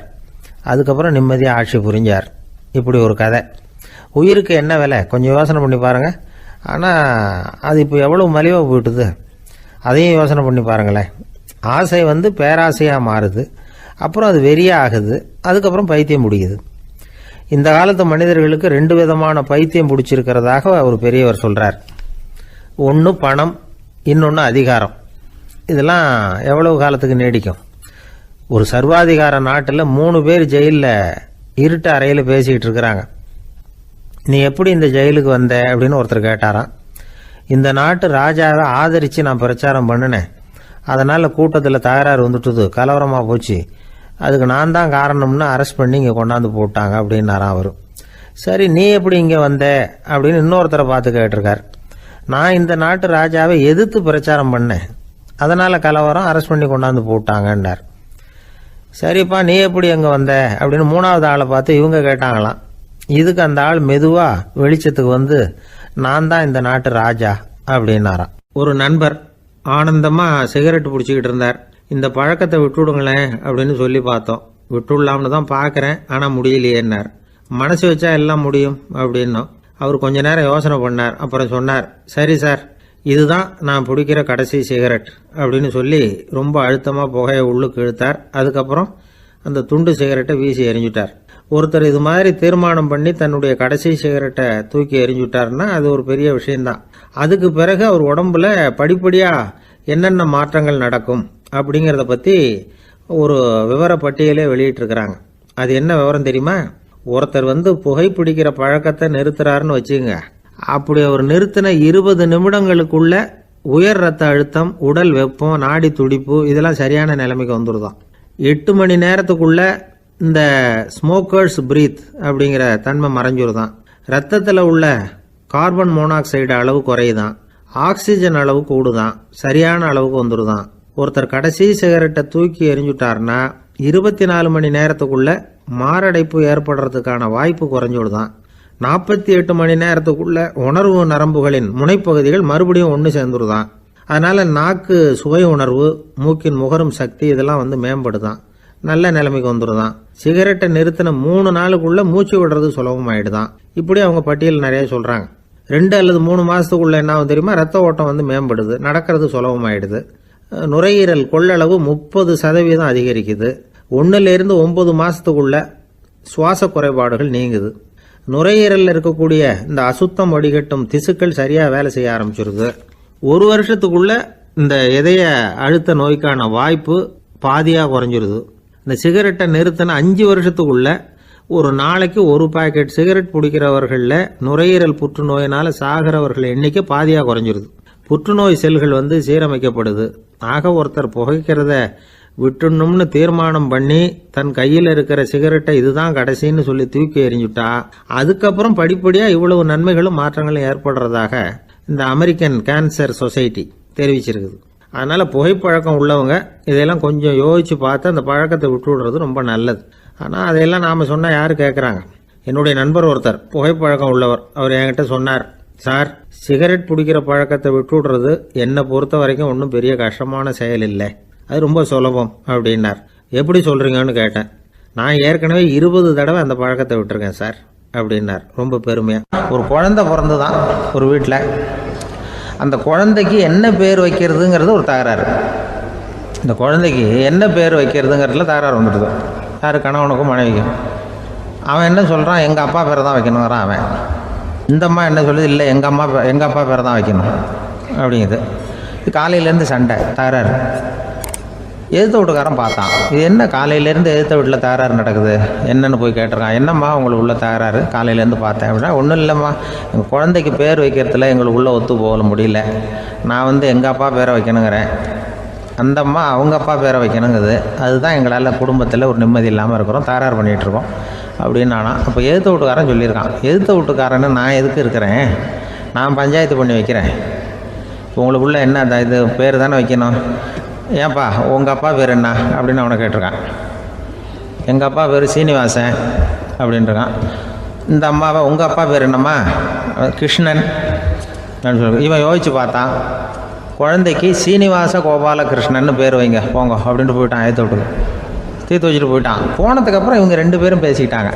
சரி, இந்த சீனிவாசன் சரி, கிருஷ்ணன் சரி, நடுவில் கோபாலம் யார் அப்படின்னு சொல்லி அவனை போய் இழுத்துட்டு வந்தான். எழுத்து வீட்டில் போய் அது யாரா, அது இங்கே வா, அது யாரா கோபால, அது எங்கள் அப்பா பேர். நீ அதை மட்டும் எதுக்கு விட்டு வைக்கிற, அதையும் சேர்த்து வச்சுட்டு போடான்னு. அதாவது குடும்பத்தில் வந்து ஒரு கணவனும் மனைவியும் ஒரு சின்ன விஷயத்தில் கூட ஒத்து போகலைன்னா இப்படி தான் ஏற்று விட்டுக்காரன் பஞ்சாயத்துக்கு வருவான். கோபாலன்னு வந்து குறுக்க வருவான் ஒருத்தன். அப்படி அந்த அனுசரிப்புங்கிறது குடும்பத்தில் ரொம்ப அவசியம். கணவனும் மனைவி அது ஒன்றுக்கு மேலே இந்த கல்யாணம் பண்ணிக்கிறாங்க, அது ரொம்ப அவஸ்தை. ஒருவனுக்கு ஒருத்திங்கிறது நம்ம இதெல்லாம் சொல்கிறது. ஒன்றுக்கு மேற்பட்ட திருமணங்கள் வந்து சங்கடத்தில் தான் கொண்டு வந்து விடும். நிறைய சொல்லுவாங்க. உலகத்திலேயே ஒரு பெரிய இது என்ன தெரியுங்களா, இயற்கை வந்து நிர்ணயம் பண்ணுது. இப்போ வந்து நம்ம சில பேருக்கு எனக்கு பொம்பளை பிள்ளை வேண்டாம் ஆம்பளை பிள்ளை வேண்டான்னு சொல்லி இந்த ஸ்கேன் பண்ணி என்னென்னவோ பண்ணிகிட்டு இருக்கிறாங்கல்ல. ஆனால் இயற்கை வந்து அந்த 50-50 ரேஷியோவை அது வந்து மெயின்டைன் பண்ணிகிட்ருக்கு. இந்த உலகத்தில் ஒரு அதிசயமான உண்மை என்னென்னா, 116 ஆம்பளை பிள்ளை பிறந்தா 100 பொம்பளை பிள்ளை பிறகுதான். உலக அளவில் 116 ஆம்பளை பிள்ளை பிறந்தா 100 பொம்பளை பிள்ளை பிறகுது. இது எதுக்கு 16 அதிகமாக பிறகுதுன்னா, அந்த வாலிப வயசு அடையிறதுக்குள்ளே 16 செத்து போகுது. 16 அங்கங்கே ஓடுறது கொஞ்சம் முரட்டத்தனமாக போகிறதுனால செத்து போகுது. அந்த 50-50 இந்த ஒருத்தருக்கு ஒருத்தங்கிற ரேஷியோவை இயற்கை வந்து மெயின்டைன் பண்ணிகிட்டு இருக்கு. அது ஒரு பெரிய அதிசயம். அதை விட பெரிய அதிசயம் என்னென்னா, இந்த உலக யுத்தம் நடந்ததில்ல, முதல் உலக யுத்தம், 2வது யுத்தம், அப்போ பார்த்துருக்குறாங்க, கணக்கு எடுத்துருக்குறாங்க. அந்த யுத்தம் முடிஞ்ச பிறகு 116 ஆம்பளை பிள்ளைக்கு பதிலாக 160 170 பிறக்க ஆரம்பிச்சு தான். 100 பெண் குழந்தைக்கு 170 180 ஆண் குழந்தை. இது எதுக்குன்னா, அந்த போரில் செத்து போகுதில்ல ஆம்பளை பிள்ளைகள், அதை ஈடுகட்டுறதுக்காக அதிகமாக பிறக்க ஆரம்பிச்சிருக்கு.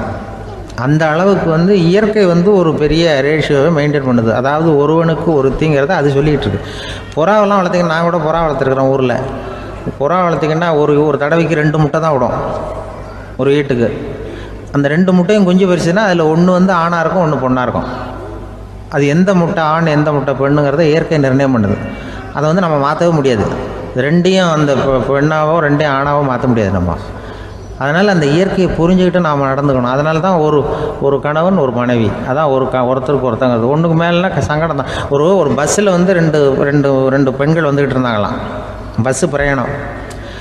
2 பெண்கள் வந்து பக்கத்தில் உட்காந்துருக்காங்க. அந்த கண்டக்டரை கூப்பிட்ருக்காங்க, இங்கே வாயா அப்படின்னு அந்த ஒரு அம்மா கூப்பிட்ருக்கு.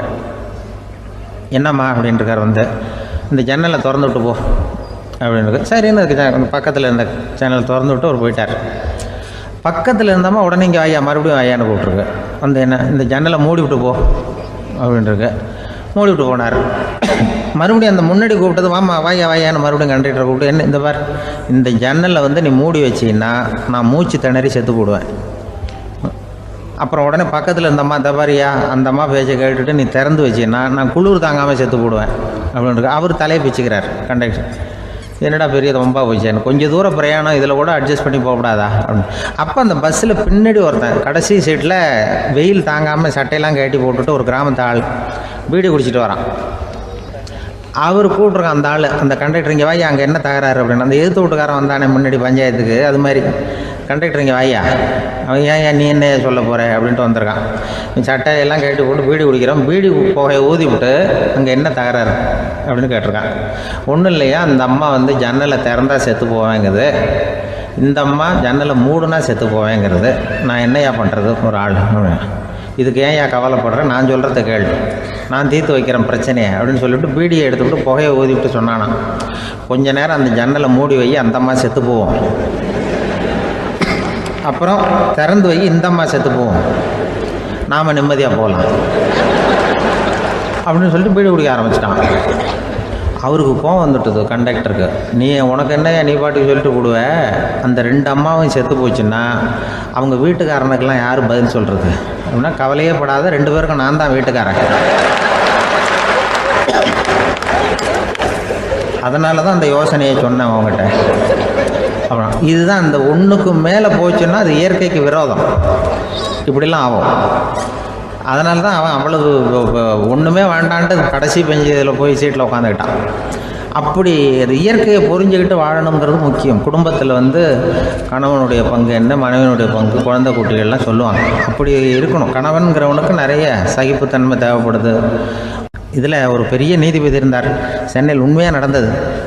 சென்னையில் ரொம்ப காலத்துக்கு முன்னாடி காந்தி இருந்த காலத்தில் சென்னையில் ஒரு நீதிபதி, அவர் ஒரு நாள் நீதி கோர்ட்லாம் விட்டு ரொம்ப கஷ்டப்பட்டு ராத்திரி சும்மா போய் உடனே வீட்டுக்கு வரல, கோர்ட்டினுடைய நடவடிக்கை முடிஞ்சு வீட்டுக்கு வராமல் போய் எங்கெங்கேயோ போய் சுற்றிவிட்டு அந்த நண்பர்களோடு அப்படி உல்லாசமாக அப்படி கொண்டாடிவிட்டு ராத்திரிக்கு வந்திருக்கிறாரு வீட்டுக்கு 1 மணிக்கு. அப்போ அந்த வயசான அம்மா வாசல்லையே காத்துக்கிட்டு இருக்கு. உள்ளே போச்சு நீதிபதி இன்னும் வந்து சேரலேன்னு வாசல்லையே நின்றுட்டு இருந்துதான்.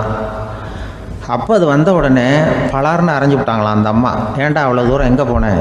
என்ன தான் நீதிபதியாக இருந்தாலும் அவங்களுக்கு உள்ள தானே. பலார்னு அரைஞ்சி விட்டாங்க. உடனே அவர் கலங்கி போய் அழுதாராம்.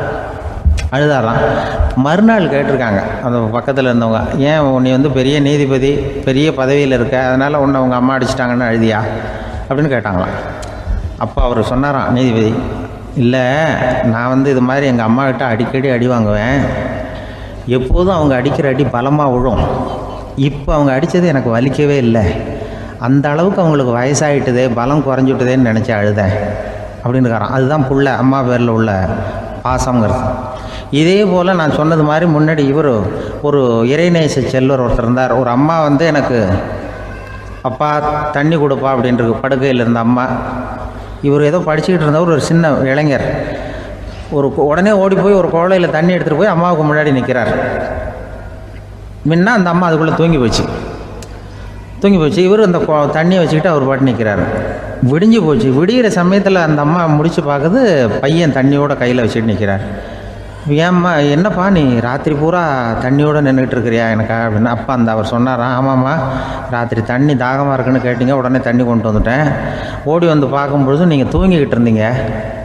தூங்கிட்டு இருக்கும்பொழுது உங்களை எழுப்ப வேண்டாம், தூக்கத்தை கெடுக்க வேண்டாம்னு நான் நினச்சேன். அதனால் எழுப்பலை. தூக்கம் முழிக்கிற சமயத்தில் உடனே தாகமாக இருக்கும், தண்ணி குடிக்கணும்னு ஆசைப்படுவீங்க, அதனால் தண்ணியை பக்கத்துலேயே வச்சுட்டு நிற்கிறேன் அப்படின்னு அந்த இளைஞர் சொன்னாராம். அப்படியே கட்டி பிடிச்சிட்டு நீ பிற்காலத்தில் பெரிய அறிஞராக வருவேன்னு சொல்லி அந்த அம்மா வரணும்னு சொல்லி இறைவனை வேண்டாங்களாம். அவர் தான் இஸ்லாமிய மார்க்கத்தில், தீன் மார்க்கத்தில் பெரிய ஆளானது. அதாவது ஷர்புதீன் யாஹ்யான்னு ஒருத்தர், அவர் பெரிய இஸ்லாமிய பேரறிஞராக வந்தார். இப்படி அம்மா பேரில் பாசமாக உள்ளவங்களாம் இருந்தாங்க நிறையா. அப்படி அந்த குடும்பத்தில் வந்து அந்த பாசம் நேசம் எவ்வளவு இருக்கோ அவ்வளவுக்கு அவர்கள் உயர்வார்கள்ங்கிறது தான் நம்முடைய பெரிய இதெல்லாம் பெரியவங்கள்லாம் சொல்லியிருக்கிறது அதுதான். அதனால தான் அந்த கணவனுடைய பங்கு என்ன, மனைவியினுடைய பங்கு என்ன, பிள்ளைகளுடைய பங்கு என்னங்கிறத பற்றி ரொம்ப விவரமாக சொல்கிறதுக்காக தான் அதை பற்றி நாம் சிந்திக்க வேண்டிய நேரம் இதுங்கிறதுனால தான். கணவனுக்கு வந்து இது வந்துடக்கூடாது, அதாவது கோபம் வரக்கூடாது, நிதானம் வேணும் அப்படின்லாம் சொல்லுவாங்க. நிதானம், கணவன் வந்து கோபப்படக்கூடாதுமா. அதுக்கு நாங்கள் மனுஷனுக்கு சினம் தவிர்த்தல்னு பயிற்சியெல்லாம் கொடுக்குறாங்க. இப்போது மனுஷன் கோபப்படாமல் இருக்கணும், போகணும் வரணும்னு அதுக்கு சொல்லுவோம் நாங்கள். சும்மா கதை ரூபமாக சொல்கிறது. அங்கே வேதாத்திரி மகரிஷின்னு இருக்கார், அவர் இதில் வந்து சினம் தவிர்த்தல்னு பயிற்சியை கொடுப்பாங்க. குடும்ப தலைவர்கள் பெரியவங்கள்லாம் வந்து அந்த பயிற்சியை எடுத்துக்கணும். என்ன கூப்பிட்டாங்க ஒரு தரம், சினம் தவிர்த்தல்னு ஒரு பயிற்சி கொடுக்குறோம், அதில் நீ வந்து பேசுன்னாங்க. நான் சொன்னேன், நான் பயிற்சிக்கு வேணா வரேன், என்னை பேச வேண்டாம் சார், நான் வந்து பயிற்சியை கற்றுக்கிறேன். இல்லை நீ அதெல்லாம் பயிற்சி நாங்கள் கொடுக்குறோம், நீ உனக்கு என்ன தெரியுமோ சொல்லு, மனுஷன் கோவப்படாமல் இருக்கணும், அதுக்கு ஏதாவது வழி சொல்லிட்டு போ அப்படின்னு கூப்பிட்டாங்க. சரின்ட்டு போனேன். போய் அங்கே போய் நான் சொன்னேன், இது மாதிரி எனக்கு தெரிஞ்சது ஒரு கதை மாதிரி சொன்னேன். மீனம்பாக்கம் ஏர்போர்ட், அங்கே ஜப்பானுக்கு போக வேண்டிய ஒரு பிரயாணி லக்கேஜோடு நிற்கிறார் நிறையா. இதை வாங்கி பிளேனில் ஏற்றக்கூடிய ஒரு தொழிலாளி அவர்கிட்ட ஒரு சண்டை போடுறார், அடிக்க போகிறார், திட்டுறாரு, கண்டாமலான்னு திட்டுறார். அவர் இதை ஒருத்தர் பார்த்துக்கிட்டே இருக்கார். அந்த சினம் தவிர்த்தல் பயிற்சி கொடுக்குற பேராசிரியர் ஒருத்தர் பார்த்துக்கிட்டே இருக்கார். இது எப்படி இவன் இந்த ஆள் அவ்வளவு கோபமாக அடிக்க போகிறான், திட்டுறான் அந்த பெரிய மனுஷன், இவர் பதிலுக்கு அவர் திட்டவே இல்லையே. அந்த தொழிலாளி சிரிச்சுக்கிட்டே சரி சார் அப்படின்னுட்டே இருக்கான். இவர் லக்கேஜை வாங்கி பிளேனில் ஏற்றுற தொழிலாளி இப்போ கண்ணாவுடனே அடிக்க போகிறான், திட்டுறான், முகம் செவந்து போச்சு. இவருக்கு என்ன ஆச்சரியம்னா, இந்த ஆள் இவ்வளவு கோவப்படுறான், அதை வாங்கி அந்த தொழிலாளி கொஞ்சம் கூட முகத்தில் கோபமே படலையே, சிரித்த முகத்தோடு இருக்கானே, இவன் வந்து நமக்கு பயிற்சி வகுப்பு எடுக்கலாம் போல இருக்கே அப்படின்னு இவர் நினச்சிட்டார். ரொம்ப நேரம் அவர் கத்திக்கிட்டு இருந்தார். சரி சார்ன்ட்டு அதை வாங்கிட்டு அவர் போயிட்டார். போனதுக்கப்புறம் அவர் இந்த ஆள் அப்புறம் பிளேன் வந்தது, ஏறி அவர் போயிட்டார், ஜப்பானுக்கு போயிட்டார். அதுக்கப்புறம் இந்த சினம் தவிர்த்தல் பேராசிரியர் ஓடி போய் அந்த தொழிலாளியை பிடிச்சி கொண்டு வந்தார். இந்த பாருப்பா, நான் வந்து காலையிலேருந்து பார்த்துக்கிட்டு இருக்கேன், அந்த ஆள் உன்னை அடிக்க வந்தான், திட்ட வந்தான், இவ்வளவு கோவப்படுறான், உனக்கு பதிலுக்கு நீ கோவமே படலையே, உனக்கு கோவமே வராதா, அது எப்படி நீ சினம் தவிர்க்கிறது, எப்படி உனக்கு கோவமே வரலையா அப்படின்னு கேட்டிருக்கார். அப்போ அந்த தொழிலாளி சொன்னாராம், அப்படி இல்லை சார், மனுஷன்னு பிறந்தா கோவம் படாமல் இருக்க முடியாது, எல்லாருக்கும் கோவம் வரும், அது அவங்கவுங்க வழியில் டீல் பண்ணுவாங்க, நான் அதை என் வழியில் டீல் பண்ணேன், அவ்வளோதான். அப்போ அவர் திட்டும் பொழுது உனக்கு கோபம் வந்தது தானே? வந்தது சார். அப்போ அது எப்படி டீல் பண்ணேன்னு கேட்டிருக்காரு. அப்போ இவன் சொன்னான், ஒன்றும் இல்லை சார், அந்த பிரயாணி வந்து இப்போ ஜப்பானுக்கு போயிட்டுருக்கார், அவர் லக்கேஜெலாம் அமெரிக்கா போயிட்டுருக்கு.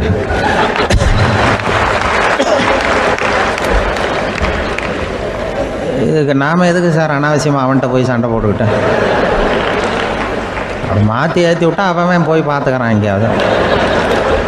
அதுதான் நான் சினம் தவிர்க்கிற வழி அப்படின்னு சொன்னாரான்.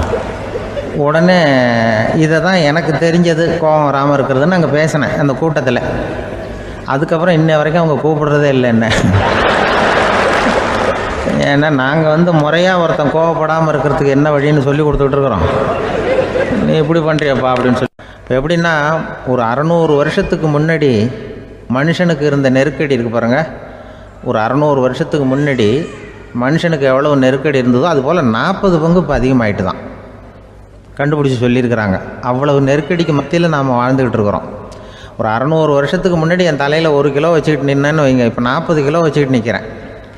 அப்படி ஒவ்வொரு மனுஷனுக்கும் வாழ்க்கையில் நெருக்கடி அதிகமாக போச்சு. இப்போ இந்த நெருக்கடியில் முன்னாடிலாம் யாரோ ஒருத்தர் தான் தியானம் பண்ணுவாங்க. தியானம்னா ஒருத்தர் 2 பேர் காட்டுக்கு போய் தியானம் பண்ணிகிட்டு இருப்பாங்க 600 வருஷத்துக்கு முன்னாடி. இப்போ வீட்டுக்கு வீடு தியானம் நடக்குது. ஏன்னா அந்தளவுக்கு வாழ்க்கையில் ஒரு நிம்மதி வேணும் அப்படின்னு சொல்லி பண்ணிட்டாங்க. அதுக்கு தான் இயற்கை கொடுத்துருக்கிற ஒரு இயற்கையான வைத்தியம்தான் சிரிப்புங்கிறது. இதை பற்றி பெரியவங்கள்லாம் இப்போ ஆராய்ச்சி பண்ணிகிட்டு இருக்கிறாங்க. சிரிப்புங்கிறது நாம் பிறந்து ஒரு 6 மாதத்தில் தான் முதல் தடவையாக விவரமாக சிரிக்க ஆரம்பிக்கிறோமா. நாம் பிறந்து 6 மாதத்துக்கு, அதாவது முதல் தடவை சிரிக்க ஆரம்பிக்கிறது ஒரு 6ஆவது வாரம், 1.5 மாதத்தில் தான் குழந்தை வந்து விவரமாக சிரிக்க ஆரம்பிக்குது. அப்புறம் அப்படியே சிரிக்க ஆரம்பிக்கிறோமா. அதையெல்லாம் இப்போ கணக்கு எடுத்துருக்குறாங்க. ஒரு குழந்தை ஒரு நாளைக்கு 200 தடவை சிரிக்குதான் ஒரு குழந்தை. பெரியவங்கள்லாம் 15 தடவை சிரிக்கிறாங்களாம். 200 தடவை சிரிச்சுக்கிட்டு இருந்த நாம் அப்படியே குறைஞ்சி 15 ஆகிட்டு. அதனால தான் இருதய நோயெல்லாம் வருது, ஹார்ட் அட்டாக்லாம் வருதுன்னு கண்டுபிடிச்சிருக்கிறாங்க. 200 சிரிப்புக்கு வந்து அது வந்து இயல்புத்தன்மை, மனுஷனுடைய இயல்புத்தன்மை சிரிக்கிறது. அதுக்கு ஜோக்கே தேவைப்படாது. ஆனால் இப்போ காலங்காலமாக நாம் என்ன போதிக்கப்பட்டு வந்திருக்கிறோம்னா, சிரிப்புங்கிறது ஒரு பாவமான செயல். ஒரு முதலாளிக்கு முன்னாடி தொழிலாளி சிரித்தா மரியாதை குறைச்சல், ஒரு கணவனுக்கு முன்னாடி மனைவி சிரித்தா மரியாதை குறைச்சல், அது மாதிரி ஒரு வாத்தியாருக்கு முன்னாடி பையன் சிரித்தா மரியாதை குறைச்சல், ஒரு ஆஃபீஸருக்கு முன்னாடி பியூனு சிரித்தா மரியாதை குறைச்சல், இப்படின்னு சொல்லி சிரிப்புங்கிறது ஏதோ மரியாதை குறைவான செயல்னு காலங்காலமாக நாம் போதிக்கப்பட்டு வந்திருக்கிறோம். இப்போ மரபு ரீதியாகவே அந்த சிரிப்பு வந்து நம்மகிட்ட சிறைப்பட்டுருக்கு தான், அடங்கி போச்சு. அந்த சிறைப்பட்டிருக்கிற சிரிப்பை வெளியில் கொண்டு வர்றதுக்கு தான் ஜோக்குன்னு ஒரு சாவியை போட வேண்டியிருக்கு. வேறு இந்த ஜோக்குக்கும் சிரிப்புக்கும் சம்மந்தம் இல்லை. அதை ஏற்கனவே இருக்கிறத வெளில கொண்டு வரதுக்கு ஒரு சாவி மாதிரி உபயோகப்படுதுன்னு இப்போ அதை பற்றி ஆராய்ச்சி பண்ணுறவங்களாம் சொல்கிறாங்க. ஏன்னா சிரிப்புக்கு ஜோக்கு தேவைப்படாது. இப்போ ஒரு குழந்தை தொட்டிலில் படுத்துருக்குன்னு வைங்களேன், குழந்தை தொட்டிலில் இருக்குது, அது முகத்துக்கிட்ட போய் ஒரு கிளுகிழுப்பை ஆட்டுங்க சிரிக்கும். அந்த கிளுகிழுப்பை சத்தமே சிரிக்க வைக்கிறதுல அதுதான் மனுஷனுடைய இயல்புத்தன்மை. அது என்ன ஜோக்காது? சத்தம். ஒரு கிளுகிழுப்பையை கொண்டு போய் குழந்தை முகத்துக்கிட்ட ஆட்டினா சிரிக்குதே, அதுதான் இயல்புத்தன்மை. அதே கிளுகிழுப்பையை ஒரு தாத்தா மூஞ்சிக்கிட்ட ஆட்டுங்க, கோவம் வந்துடும், அடிக்க வருவார். என்னடா விளையாட்டு இது அப்படிம்பாரு. ஏன்னா அவர் சிரிச்சுக்கிட்டு இருந்தவர், அப்படி இருந்தவர் ஒரு காலத்தில். ஒரு கிளுகிழுப்பைக்கு சிரித்தவர் ஒரு காலத்தில் இப்போ கோவப்படுறாருன்னா அந்த அளவுக்கு நம்ம மாறி போயிட்டே வந்துக்கிட்டு இருக்கிறோம். அதனால் வந்து அந்த இயல்புத்தன்மை மாறாமல் இருக்கணுங்கிறது ரொம்ப முக்கியம். அதுக்காக எல்லோரையும் குழந்தையாக்க முடியாது. மனுஷன் வந்து எல்லோரும் இனிமேல் வந்து வயசுங்கிறது கூட ஆகிட்டே தான் இருக்கும். அதுக்காக குறைச்சிக்கிட்டே போக முடியாது. அதுக்கு யாராவது மருந்து கண்டுபிடிச்சாதான் உண்டு. ஆனால் ஒருத்தர் மருந்து கண்டுபிடிச்சாராம், சொல்லுவாங்க. ஒரு டாக்டர் வந்து ஒரு மாத்திரை கண்டுபிடிச்சாராம். ஒரு மாத்திரை சாப்பிட்டா ஒரு வயசு குறையும், ஒரு மாத்திரை சாப்பிட்டா ஒரு வயசு குறையும் அப்படின்னு ஒரு மாத்திரையை கண்டுபிடிச்சிருக்காரு. ஒரு பாட்டி அம்மா, 90 வயசு பாட்டி, அது போயிருக்கு. அதே டாக்டர்கிட்ட போய், ஐயா எனக்கு ஒரு பாட்டில் மாத்திரை கொடுங்க, இந்த வயசு குறையிற மாத்திரை அப்படின்றது. அவர் ஒரு பாட்டில் கொடுத்தாரு மாத்திரை. பாரும்மா பாட்டியம்மா, ஒரு மாத்திரை சாப்பிட்டா ஒரு வயசு குறையும், எடுத்துகிட்டு போகணும்னு கொடுத்துருக்காரு டாக்டர். அந்த 90 வயசு பாட்டி எடுத்துகிட்டு வீட்டுக்கு வந்துட்டு மறுநாள் அதே டாக்டர்கிட்ட போயிருக்கு. 30 வயசு பொண்ணாக போச்சான். 30 வயசு பொண்ணாக மாறி அதே டாக்டர்கிட்ட போயிருக்கு. இடுப்பில் ஒரு கை குழந்தை, அது சட்டை கிட்ட போடாமல் கட்டவரில் வாயில் வச்சுட்டு உட்காந்துருக்கு. நேராக டாக்டர்கிட்ட போய், டாக்டர் நேற்று வந்தேன், ஏதோ ஒரு மாத்திரை சாப்பிட்டா ஒரு வயசு குறையினீங்க, நான் ஏதோ ஒரு ஆர்வத்தில் ஒரு 30-40 மாத்திரை சாப்பிட்டேன், இப்படி ஆகிட்டேன் அப்படின்னு. இப்போ டாக்டர் சொல்லியிருக்காரு, இதுக்கு ஏமா வருத்தப்படுற, எல்லோரும் வந்து வயசு குறையணும்னு தான் நினைக்கிறாங்க, உனக்கு வயசு குறைஞ்சிட்டுது, நீ சந்தோஷப்படு, இதுக்கே மறுபடியும் என்னட்ட வந்திருக்கிற அப்படின்னாரான் டாக்டர். அப்போ அந்த அம்மா சொல்லித்தான், என்னை பற்றி பரவாயில்ல டாக்டர், என் இடுப்பில் பாருங்கள் கை குழந்தை, இது சட்டை போடாமல் உட்காந்துருக்கு, கட்டவரில் வேலை வச்சுட்டு உட்காந்துருக்கு, இது ரொம்ப ஆர்வத்தில் ஒரு 70 மாத்திரையை சாப்பிட்டு விட்டுது, இது என் வீட்டுக்காரரு. இவர் இடுப்பு விட்டு கீழே இறங்க மாட்டேங்கிறாரு. நான் எதையாவது கொடுத்து இனிமேதான் வயசை கூட்டி இறக்கி விடுவேன் டாக்டர் அப்படின்னு தான். அவர் ஏதோ நமக்கும் இதுக்கும் சம்மந்தம் இல்லைங்கிறது மாதிரி கட்டாரில் வச்சுட்டு அவர் பாட்டு உட்காந்துருக்கார். ஏதோ நமக்கு இந்த உலகமே இல்லை, நமக்கு சம்மந்தம் இல்லைங்கிற மாதிரி உட்காந்துருக்கார். இப்படியே நான் தூக்கிட்டு எங்கே அலையிறது அப்படின்னு தான். அதனால் வயசை குறைக்கிறது இயற்கைக்கு விரோதமாக நாம் பண்ண முடியாது. ஆனால் இந்த இயல்பு தன்மை மாறாமல் வச்சுக்கலாம். குழந்தை மாதிரி மாற முடியாதே தவிர அந்த குழந்தை தன்மையோடு வாழறதுக்கு கற்றுக்கணும். அதுதான் வாழ்க்கையில் இன்பமாக வாழறதுக்கு வழி. குழந்தைத்தனமாக இருக்கக்கூடாது, குழந்தை தன்மையோடு இருக்கணும்னு சொல்லுவாங்க. குழந்தை தன்மைங்கிறது வேறு, குழந்தைத்தனம்ங்கிறது வேறு. அப்படி ஒரு மாத்திரை கண்டுபிடிச்சிட்டா இப்போ யாராவது ஒருத்தவங்க இடுப்பில் குழந்தைய தூக்கிட்டு போனால் போய் கேட்கணும், ஏம்மா இது ஏன் வீட்டுக்காரரா உன் குழந்தையா அப்படின்னு கேட்டு அதுக்கப்புறம் அவருக்கு வணக்கம் சொல்லணும். இப்படிலாம் ஆகிடும் நிலைமை. இயற்கையை நம்ம மாற்ற முடியாது, அதுக்கு தகுந்தாப்புல தான் நாம் பண்ணணும். குழந்தை தன்மையோடு வாழறதுக்கு குடும்பத்தில் குழந்தை தன்மைங்கிறது எப்படின்னா, இப்போ சில பேருக்கு அந்த குழந்தைத்தன்மை உண்டு. ஒரு வீட்டில் ஒரு புள்ள படுத்துருக்கு, அம்மா எழுப்புறாங்க, காலேஜுக்கு நேரமாச்சு எழுந்திருப்பா, காலேஜுக்கு நேரமாச்சு எழுந்திருப்பா அப்படின்ட்டு. அந்த அம்மா அந்த புள்ளை சொல்லியிருக்கு, ஐயோ எனக்கு காலேஜுக்கு போகிறதுக்கே பிடிக்கலம்மா, என்னை தொந்தரவு பண்ணாத, காலேஜுக்கு போகிறதுக்கு எனக்கு பிடிக்கல அப்படின்னு தான். அப்போ அந்த அம்மா சொல்லியிருக்கு, ஏன் உனக்கு காலேஜுக்கு போகிறதுக்கு பிடிக்கல, கல்லூரிக்கு போகிறதுக்கு, அதுக்கு 2 காரணம் சொல்லு அப்படின்னு இருக்கா. அப்போ அந்த புள்ளை சொல்லிச்சான், ஏன் பிடிக்கலன்னா கல்லூரியில் இருக்கிற வாத்தியாருக்கும் என்னை பிடிக்க மாட்டேங்குது, ஆசிரியர்களுக்கும். 2வது காரணம், கல்லூரியில் படிக்கிற மாணவர்களுக்கும் என்னை பிடிக்கல, அதனால் நான் காலேஜுக்கு போக மாட்டேன்ற குழந்தை புள்ளை சொல்லியிருக்கு. அம்மா அப்படிலாம் நீ இதுக்காக போகாமல் இருக்கக்கூடாது, நீ போய் தான் ஆகணும் அப்படின்னு பிடிவாதமாக அந்த அம்மா பிள்ளைய எழுப்புனாங்களாம். சரி, நான் எதுக்கு காலேஜ் போகணும்னு சொல்கிறேன், அதுக்கு நீ 2 காரணம் சொல்லு அப்படின்னு தான் அந்த புள்ளை. அப்போ அந்த அம்மா சொன்னாங்களாம், நீ ஏன் காலேஜுக்கு போகணும்னா, முதல் காரணம் உனக்கு வயசு 52, 2வது காரணம் நீ தான் பிரின்சிபால் அப்படின்னு தான். என்ன இருந்தாலும் அவங்க அம்மாவுக்கு அது புள்ள தானே, அதுதான் குழந்தை தன்மைங்கிறது. 52 வயசுலேயும் குழந்தை தன்மையோடு இருக்கார் பாருங்கள், அதுதான் அந்த குழந்தை தன்மையோடு வாழறது தான் வெற்றிக்கு வழின்னு சொல்லுவாங்க. ஒரு பெரிய கிராமம், அந்த கிராமத்தில் ஒரு பண்ணையார் வீடு, அதுதான் அந்த கிராமத்திலே பெரிய வீடு. ஒரு நாள் ஒரு திருடன் அந்த கிராமத்துக்கு வந்தான், சுற்றி பார்த்தான். அந்த பண்ணையார் வீடு கண்ணில் பட்டுது. இன்னைக்கு ராத்திரி இந்த வீட்டில் தான் நம்ம தொழில் ஆரம்பிக்கணும் அப்படின்னு சொல்லி அவன் முடிவு பண்ணிக்கிட்டான். ஏன்னா அதுதான் அந்த கிராமத்திலே கொஞ்சம் பெரிய வீடு, அங்கே தான் அவன் எதிர்பார்க்குறது ஏதாவது கிடைக்கும் அப்படிங்கிறது அவனுடைய முடிவு. நடு ராத்திரி அவன் மெதுவாக சோறேறி குதித்து அந்த பெரிய வீட்டுக்குள்ளே புகுந்தான். அங்கே போய் பார்த்தா முக்கியமான இடங்கள்ல எல்லாம் காவலுக்கு ஆள் நின்றுக்கிட்டு இருக்கிறாங்க ராத்திரி நேரத்தில்.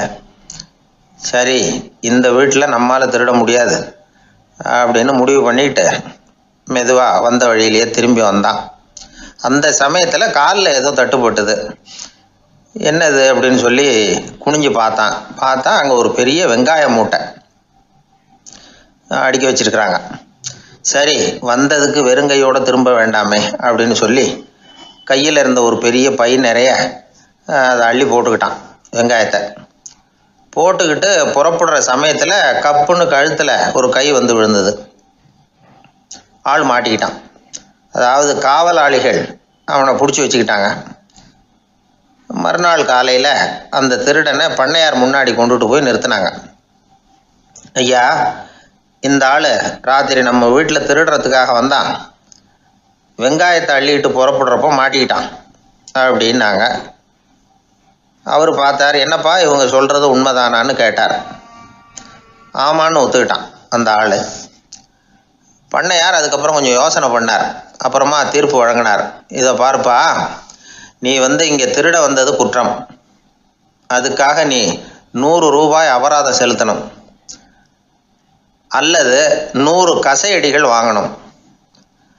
அதுவும் இல்லைன்னா நீயே திருடுன அவ்வளவு வெங்காயத்தையும் பச்சையா என் கண் முன்னாடியே சாப்பிட்டுணும். இதில் எந்த தண்டனையை ஏற்றுக்கிறது அப்படிங்கிறத பற்றி நீயே யோசனை பண்ணி முடிவு எடுத்துக்கலாம் அப்படின்னு சொல்லிவிட்டார். அதாவது இவனே முடிவு பண்ணிக்க வேண்டியது, 100 ரூபா பணம் கட்டுறியா, இல்லது சாட்டை அடி வாங்குறியா, அல்லது வெங்காயத்தை சாப்பிட்றியா, இதுதான் அவர் கொடுத்தது, நீயே முடிவு பண்ணி சொல்லுன்னு விட்டார். திருடன் கொஞ்சம் நேரம் யோசனை பண்ணி பார்த்தான். அவனுக்கு இருக்கிறதுலே ரொம்ப சுலபமாக தெரிஞ்சது இந்த வெங்காயத்தையே சாப்பிட்டுட்றேன்ட்டான். ஐயா, நான் இந்த வெங்காயத்தையே சாப்பிட்டுட்றேன், அதுதான் எனக்கு கொஞ்சம் சுலபமாக தெரியுதுன்னா சரின்னு விட்டார் பண்ணையார். அப்படியே எல்லாத்தையும் கொண்டு கொட்டினாங்க. ஒவ்வொன்றா எடுத்து சாப்பிட ஆரம்பித்தான். கொஞ்ச நேரம் சுவாரஸ்யமாக சாப்பிட்டான். அதுக்கப்புறம் வாய் எரிய ஆரம்பிச்சுட்டுது. கண்ணு ரெண்டும் செவந்து போச்சு. கண்ணில் இருந்து தார தாரையாக கண்ணீர் வழிய ஆரம்பிச்சுட்டுது. ஒரே எரிச்சல். அவனால் தாக்கு பிடிக்க முடியல. வெங்காயம் பாதி கூட தீரல. பார்த்தான், சரி இது நமக்கு சரிப்பட்டு வராது அப்படின்னு முடிவு பண்ணிட்டான். ஐயா, என்னை மன்னிச்சுக்கோங்க, இது என்னால் முடியாது போல இருக்கு, பேசாமல் எனக்கு 100 சாட்டை அடியை கொடுத்துருங்க அப்படின்னா. அவரும் சரின்னார். சாட்டை அடி விழ ஆரம்பிச்சிது.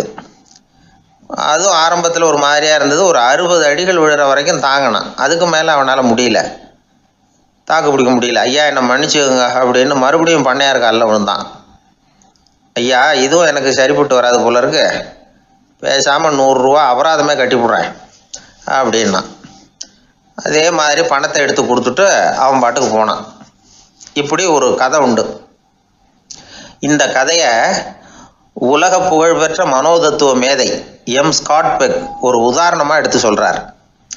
எதுக்காக அவர் எடுத்து சொல்கிறாருன்னா, இந்த முடிவெடுக்கும் திறன் அப்படிங்கிறத விளக்கிறதுக்காக. வாழ்க்கையில் முடிவெடுக்கிற திறன் நம்ம ஒவ்வொருத்தருக்கும் ரொம்ப அவசியம். எந்த சந்தர்ப்பத்தில் எப்படி முடிவெடுக்கிறோம் அப்படிங்கிறத வச்சு தான் நம்ம வாழ்க்கை அமையும். எவ்வளவு தான் பணம் இருந்தாலும் சரி, எவ்வளவு தான் படிச்சிருந்தாலும் சரி, இந்த முடிவெடுக்கிற திறன் சரியா இல்லைன்னா வாழ்க்கையில் பல சறுக்கல்களை சந்திக்க வேண்டியிருக்கும். நாம் முடிவுகள் எடுத்தால் அந்த முடிவுகளால் ஏற்படக்கூடிய விளைவுகளுக்கு நாம் பொறுப்பு ஏற்க வேண்டி இருக்குமே அப்படிங்கிற பயத்தினால முடிவெடுக்கிற அதிகாரத்தை பல சமயங்களில் நாம் மற்றவங்களுக்கு தாரவாத்து கொடுத்துட்றோம். நாமே முடிவெடுக்கக்கூடிய திறமையை வளர்த்துக்கிறது தான் ரொம்ப முக்கியம். ஒருத்தர் சொன்னார், சார், சின்ன சின்ன பிரச்சனைகள்ல எல்லாம் எங்கள் வீட்டில் என் மனைவி முடிவு எடுக்க விட்டுருவேன், பெரிய பிரச்சனைகள்ல எல்லாம் நான் தான் முடிவெடுப்பேன் அப்படின்னார். பரவாயில்லையே அப்படின்னு சொல்லி, சின்ன சின்ன பிரச்சனைகள்னா எதுங்க அப்படின்னு கேட்டேன். ஒன்றும் இல்லை, இந்த வீட்டு வருமானத்தை பெருக்கிறது எப்படி, வீட்டு செலவை சரி கட்டுறது எப்படி, வீட்டு செலவுக்கு வாங்கியிருக்கிற கடனை அடைக்கிறது எப்படி, இதெல்லாம் சின்ன சின்ன பிரச்சனைகள், என் மனைவிகிட்ட முடிவெடுக்கிற விஷயத்தை விட்டுருவேன்னார். பெரிய பிரச்சனை தான் நான் எடுத்துக்குவேன்னார். அப்படின்னா பெரிய பிரச்சனைன்னா எது சார் அப்படின்னு கேட்டேன். அது என்னென்னா, இந்த உலக பொருளாதாரத்தை மேம்படுத்துறது எப்படி, 21ஆம் நூற்றாண்டில் என்னென்ன சவால்களை சந்திக்க வேண்டியிருக்கும் உலகம், இதெல்லாம் நான் பார்த்துக்குவேன் அப்படின்னார். பாருங்கள், இது பிரச்சனைகள்லேருந்து தப்பிக்கிற வழி. அதனால் வாழ்க்கையில் பிரச்சனைகளை சந்திக்கிறதுக்கு தயங்கக்கூடாது. அதே மாதிரி சரியான நேரத்தில் சரியான முடிவு எடுக்கிறதுக்கு நாம் கற்றுக்கணும். அது ரொம்ப முக்கியம். ஒரு ரயில் போய்கிட்டு இருக்கு. அதில் ஒரு பெரியவர் பிரயாணம் பண்ணிகிட்டு இருக்கிறார். எதிரில் ஒரு பெரிய அதிகாரி, ஐஏஎஸ் ஆஃபீஸர் உட்காந்துருக்கிறார். 2 பேருக்கும் முன்ன பின்ன அறிமுகம் இல்லை. அவர் வேற யாரோ, இவர் வேற யாரோ. ஒரே ரயிலில் பிரயாணம் பண்ணிகிட்டு இருக்கிறாங்க. அதுவும் எதிர்த்த இருக்கையில். ஏதோ ஒரு நகரத்தில் வண்டி நின்றுது. 2 பேரும் கீழே இறங்கினாங்க. பெரியவர் ஒரு ட்ரங்கு பெட்டியோட கீழே இறங்கினார். அந்த அதிகாரி கையில் ஒரு சின்ன பெட்டி. அவர் அந்த சின்ன பெட்டியை கீழே வச்சுட்டு கூலி கூலின்னு கத்திக்கிட்டு இருந்தார். இந்த பெரியவர் பார்த்தார். ஐயா, இந்த பெட்டி மட்டும்தானா, இல்லை இன்னும் ஏதாவது இருக்குதா அப்படின்னு விசாரித்தார். இப்போ அதிகாரி சொன்னார், இல்லைங்க, இது மட்டும்தான் அப்படின்னு சொன்னார். இதுக்கு என்னத்துக்காக கூலி ஆள், நானே எடுத்துக்கிட்டு வரேனே, வாங்க அப்படின்னு சொல்லி அந்த பெட்டியை அந்த பெரியவர் கையில் எடுத்துக்கிட்டார். எடுத்ததும் 2 பேரும் பேசிக்கிட்டே நடந்து வராங்க. இப்போ பெரியவர் சொன்னார், இப்போ உள்ள நாகரிகம் எப்படி இருக்குன்னா, சுமை கால் பணம், சுமக்கூலி முக்கால் பணம் அப்படிங்கிற மாதிரி இருக்குது. பணத்தை வீணாக்கிறதோட இது கௌரவம்னு வேற நினைக்கிறாங்க அப்படின்னார். அவர் சொல்கிறது சரிதான். 10 ரூபாய் மதிப்புள்ள ஒரு சுமையை 30 ரூபா கொடுத்து தூக்கிட்டு போவோம். நாமே அதை தூக்குனா நமக்கு கௌரவ குறைச்சல் அப்படின்னு நினைப்போம். இதுதான் நம்ம நிலைமை. ஆனால் அந்த பெரியவர் என்ன சொன்னார் தெரியுமா? நீங்கள் எங்கே போகணுமோ அது வரைக்கும் நானே இதை எடுத்துகிட்டு வரேன் அப்படின்னார். அந்த அதிகாரி பக்கத்தில் உள்ள ஒரு ஹோட்டல் வரைக்கும் போனார். பெரியவரும் அங்கே கொண்டுட்டு போய் பெட்டியை வச்சார். உடனே அந்த பெரிய அதிகாரி அவருக்கு பணம் கொடுக்கறதுக்காக பர்ஸை எடுத்தார். உடனே இவர், ஐயா, எனக்கு கூலி எதுவும் வேணாம், உங்களுக்கு சேவை செய்கிறது என்னுடைய கடமை, நான் இந்த சேவையை செய்தது பணத்துக்காக இல்லை, அன்புக்காக அப்படின்னு சொல்லிவிட்டார். அதுக்கப்புறம் அவர் நன்றின்னார். 2 பேரும் பிரிஞ்சுட்டாங்க. இது முடிஞ்சது. அன்னைக்கு சாயந்தரம் அங்கே ஒரு பெரிய கூட்டம் நடக்குது. இந்த அதிகாரியும் அந்த கூட்டத்துக்கு போகிறார். மக்கள் கூட்டம் ரொம்ப அதிகம். அதனால் இந்த அதிகாரியும் ஒரு ஓரமாக உட்காந்துக்கிட்டார். அப்புறம் கொஞ்ச நேரத்தில் இந்த முக்கிய விருந்தினர் பேசுகிறதுக்காக வரார் மேடைக்கு. மேடையில் இருந்த பெரியவங்கள்லாம் எழுந்திரிச்சு நின்று அவருக்கு மாலை போட்டு மரியாதை செய்கிறாங்க. எங்கேயோ ஒரு மூலையில் உட்காந்துருந்தார் அதிகாரி. அவர் இதை கவனித்தார். அவருக்கு ரொம்ப ஆச்சரியம், அதிர்ச்சி. ஏன்னா அங்கே பேச வந்த முக்கிய விருந்தினர் வேற யாரும் இல்லை, இன்னைக்கு காலையில் இவர் பெட்டியை தூக்கிட்டு வந்தார் பெரியவர், அவர் தான். சரி, அந்த பெரியவர் யார் தெரியுமா? அவர் தான் ஈஸ்வர சந்திர வித்யாசாகர். கூட்டம் முடிஞ்சது. அதிகாரி அவரை தேடி ஓடினார். அவர் கைகளை பிடிச்சிக்கிட்டார். ஐயா, என்னை மன்னிச்சுருங்க அப்படின்னாரு. அப்புறம் சொன்னார், அகங்காரங்கிற கெட்ட புத்தி தான் உண்மையை கண்கள்ல இருந்து மறைக்குது, அகங்காரம் தான் மனுஷனை அழிக்குது. நீங்கள் ரொம்ப பெரிய மனிதர், இருந்தாலும் மனிதத்தன்மையோடு நடந்துக்கிறீங்க. இந்த அன்பு, தயவு, பொறுமை இதெல்லாம் இல்லைன்னா மனிதனாக இருக்கிறதுல என்ன பிரயோஜனம் அப்படின்னு சொல்லிவிட்டு அந்த அதிகாரி போனாராம். மனிதத்தன்மைன்னா என்ன அப்படிங்கிற கேள்விக்கு இந்த பெரியவர் ஒரு உதாரணம். இப்பெல்லாம் அப்படியா இருக்கிறாங்க? ஒரு பெரியவர் ஒரு பெட்டியை தூக்கிட்டு வந்துக்கிட்டு இருக்கிறார். ஒரு இளைஞன் ஓடி வந்தான். கொடுங்க சார், நான் தூக்கிட்டு வரேன்னா. கொடுத்தார். வாங்கி தலையில் வச்சுக்கிட்டான். அப்புறம் சொன்னான், அடுத்தவங்க சிரமப்படக்கூடாதுங்கிறது என்னுடைய கொள்கை அப்படின்னா. அது நல்லது தான்னார் அவர். கடைசியில் பெட்டியை கொடுத்தான். வாங்கிக்கிட்டு பர்ஸை திறந்தார் பணம் கொடுக்கறதுக்காக. வேணாங்க அப்படின்னு விட்டான் அந்த இளைஞன். ஏன்னார்? நான் சொன்னேன் அடுத்தவங்க சிரமப்படக்கூடாதுங்கிறது என்னுடைய கொள்கைன்னு, அதனால் உங்களுக்கு சிரமம் கொடுக்கக்கூடாதுங்கிறதுக்காக வரும்பொழுது நானே உங்கள் பர்ஸை எடுத்து வேணுங்கிற பணத்தை எடுத்துக்கிட்டு திருப்பி உங்கள் பாக்கெட்லேயே போட்டுட்டேன் அப்படின்னா. இப்படி